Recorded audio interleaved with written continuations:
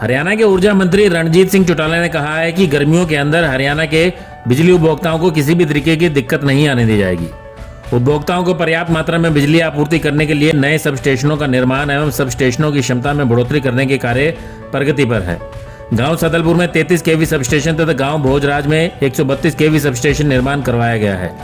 गांव शाहड़ा, आर्यनगर, खरड़, अलीपुर तथा नंगथला में स्थित 33 केवी सब स्टेशनों की क्षमता में बढ़ोतरी की गई है। इसके अलावा वर्ष के अंत तक शहर में 33 केवी सब स्टेशन सेक्टर 9, 11 हवाई अड्डा तथा लुआस में बनकर तैयार हो जाएंगे।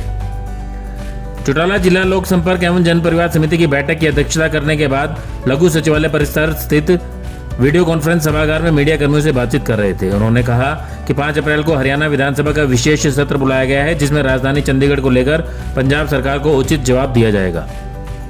इसके अलावा उन्होंने बताया कि परिवार समिति की बैठक में जो भी शिकायतें आई उनको निपटाने का काम किया गया है।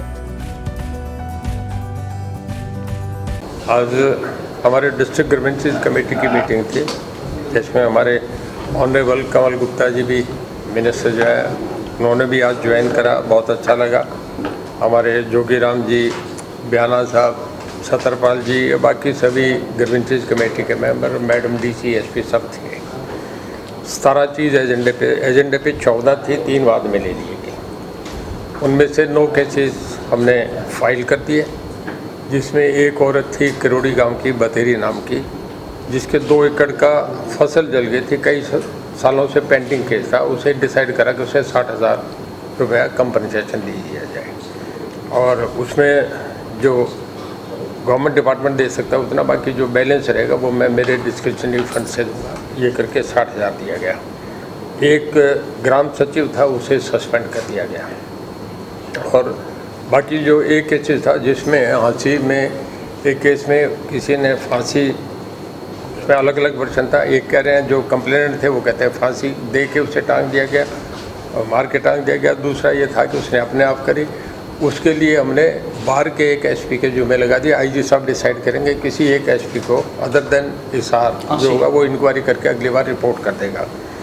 बाकी जो केसेस थे वो कई इंक्वायरी पे पेंडिंग कर दी, अगली बार रिपोर्ट आएंगी। कुछ सीनियर ऑफिस को कहीं ADC की ड्यूटी लगा दी, कुछ ऐसे थे। एक जगह एक बैंक के जो नेशनल बैंक है वो आ नहीं रहे थे, उन्हें वार्निंग दी गई है कि नेक्स्ट मीटिंग में वो आके करें, अगर नहीं करा तो एक्शन FIR करेंगे। सर, सचिव को किस मामले में सस्पेंड है जी? सचिव को किस मामले में सस्पेंड किया? सचिव ने गांव में जो कॉलोनाइजर की थी उसकी पेमेंट अपनी किस डिपार्टमेंट से, गवर्नमेंट डिपार्टमेंट से कर दी, कॉलोनाइजर नहीं करी। ये इशू था ना, वो तो शहर का था, ये गांव का राजली का पंचायत फंड का दुरुपयोग, ग्राम पंचायत फंड का दुरुपयोग है, वो राजली गाँव का था। सर, एक सेक्रेटरी सस्पेंड हुआ है या 2 है जी? एक की इंक्वायरी लिखी है, एक सस्पेंड। नगर पालिका बरवाड़ा की इंक्वायरी है और राजली का suspend, Rajli secretary suspend. Sir, हाल जो पहले भी हुआ था दोबारा बहाल हुआ, उसके बाद जी हाल ही में पंजाब से एक प्रस्ताव डाला गया है विधानसभा का, चंडीगढ़ को लेकर के मामला काफ़ी गरमाया हुआ है, तो उस पर क्या?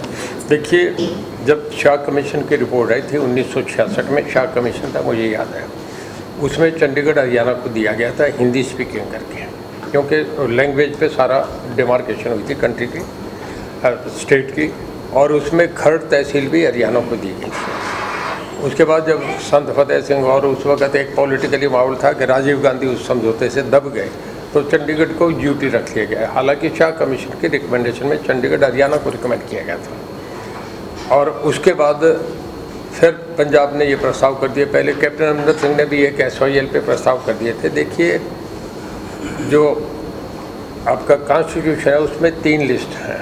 मैं पॉलिटिकल साइंस का, यूनियन लिस्ट, स्टेट लिस्ट और कॉन्करेंट लिस्ट। ये सब्जेक्ट सेंटर का है। उन्होंने तय करा, राजीव गांधी पे समझौता हुआ, उस समझौते को दोनों तरफ से चीफ मिनिस्टर के सिग्नेचर हैं, संत फतेह सिंह के भी हैं। इसमें बेमायने की बातें हैं, इसका कोई मीनिंगफुल नहीं होता, हाउस का टाइम बर्बाद करने की बात है। उन्होंने करा, उसका कोई सीरियसली नहीं ले रहा। वो खुद भी जाने कि ये कुछ इशू नहीं है, लोगों में झूठी वाहवाही लेने के लिए। पंजाब एक बॉर्डर स्टेट है, बहुत बड़ा चैलेंज है, फाइनेंशियली इम्प्लीकेशन पंजाब की बहुत ठीक नहीं है, और ये करके उन्होंने एक चुनाव में आगे अब लोगों में जाने के लिए कुछ ना कुछ बातें करें, एक कंट्रोवर्शियल इशू बिना बात ही छेड़ दिया। कल विशेष सत्र भी बुलाया जा रहा है। कल विधानसभा का सत्र है। पूर्व मुख्यमंत्री भूपेंद्र सिंह हुड्डा का बयान आया है कि बीजेपी को हराने वाले जितने दल हैं या उसकी विपक्ष पार्टियां हैं, उनको कांग्रेस एक साथ लेकर के आने वाले चुनाव की तैयारी। पहले वो कांग्रेस का तो इकट्ठी कर लें, बाकी का तो फिर इकट्ठी करें। पहले अपने अध्यक्ष के प्रोग्राम में तो जैसे उनके अध्यक्ष प्रदर्शन करते हैं तो कहते हैं ये कलरकों वाले काम मैं नहीं करता, मैं जाके धरना करूँ, दरी बिछा के बैठूँ, मैं चीफ मिनिस्टर हूँ, मेरे लेवल का नहीं ये काम नहीं करता। अपने प्रेसिडेंट की नहीं मानते हुड्डा साहब। सर एक सवाल जी, हाँ। पंजाब में आम आदमी पार्टी ने पूर्व विधायकों और मंत्रियों की पेंशन रोक दी है, तो इस फैसले को आप किस तरह देखते हो? देखिए, स्टेट गवर्नमेंट के फैसले होते हैं। कल उन्हें मैंडेट मिला है, लोगों ने मैंडेट दिया, उसके खिलाफ हम कुछ नहीं कहेंगे, उनका फैसला है। कभी किसी काम को कोई भी है ना, इवन बादल साहब ने ये कहा कि एक साल इन्हें काम करने दो, फिर उसके बाद रिएक्शन होते हैं। अभी वो शुरू कर रहे हैं, उनकी पारी शुरू हुई है, अभी उस पर बड़ा प्री मैच्योर है कि अभी हम कहें उन्होंने क्यों करा, ये करा, करने दो, लोग रिएक्शन देंगे। लेकिन सवाल ये सर, पेंशन एक होनी चाहिए कि नहीं होनी चाहिए? है जी, जो पेंशन विधायकों की है वो एक होनी चाहिए कि नहीं होनी चाहिए? देखिए, विधानसभा में जो इशू डिसाइड होते हैं उसे आप हम बाहर प्लेटफॉर्म पे नहीं ला सकते, सब्जेक्ट उनका है। वहाँ ये चर्चा हुआ था, वहाँ चर्चा होके जो कुछ हो गया सब रिकॉर्ड में है। इस पर हम बार करें उसका नहीं, ये तो हाउस तय करता है, हम नहीं तय करते। दिल्ली इच्छा कुछ है सर की वो थोड़ा सा जोर से बोल रहे हैं आप। कैसे मानते हो सर कि फैसला बढ़िया था या गलत है? किसका? देखिए, विधानसभा के फैसले को कोई गलत कौन कहेगा? उन्होंने भी नहीं कहा, वो वॉकआउट कर जाते हैं, पर गलत तो वो भी नहीं कहेंगे। हाउस का फैसला हाउस का था, सुप्रीम हाउस है, वो लोगों की एक इन्वेस्टमेंट है। हाउस जो है वो लोगों का चुना हुआ हाउस है, वो honourable representative of the people है। एक सर पिछली सरकार में नारा दिया था जीरो टॉलरेंस भ्रष्टाचार के खिलाफ, इस बार सर वो ना तो नारा कहीं सुनाई दे रहा है, ना उस पर कहीं काम होता दिखाई दे रहा है। लगातार हर महकमे में भ्रष्टाचार की शिकायतें बढ़ती जा रही हैं, इसको सर आप कैसे देखते हो? देखिए, एक सर्वे हुआ था जिसमें एक सेंट्रल एजेंसी ने करा, ना वो हमारी थी ना आपकी थी, उसने ये कहा है और गवर्नमेंट ने भी ये कहा है, जो नीति आयोग ने ये कहा है कि जो फास्ट ग्रोइंग स्टेट है उसमें हरियाणा नंबर 2 पे आता है। फास्ट डेवलपिंग स्टेट में हरियाणा नंबर 2 पे आता है। निर्मला सीतारमण जी जो हमारी फाइनेंस मिनिस्टर, जो हर पॉइंट से अपडेट होती हैं, उन्होंने अपनी प्रेस कॉन्फ्रेंस ना अपनी वीसी में जब सब चीफ मिनिस्टर थे उसमें ये कहा था कि मैं हरियाणा के चीफ मिनिस्टर को कॉन्ग्रेचुलेट करते हूँ कि बेस्ट फाइनेंस मैनेजमेंट है और बेस्ट परफॉर्म कर रहे हैं सभी डिपार्टमेंट में। इवन हमारे प्राइम मिनिस्टर साहब ने ये कहा कि कोई प्रतिभा 50 साल के बाद ऐसी आती है, उन्होंने मुख्यमंत्री के लिए कहा। तो इसमें आपके हमारे कमेंट कोई मीनिंग नहीं रखते कि हम उस पर क्या कहें।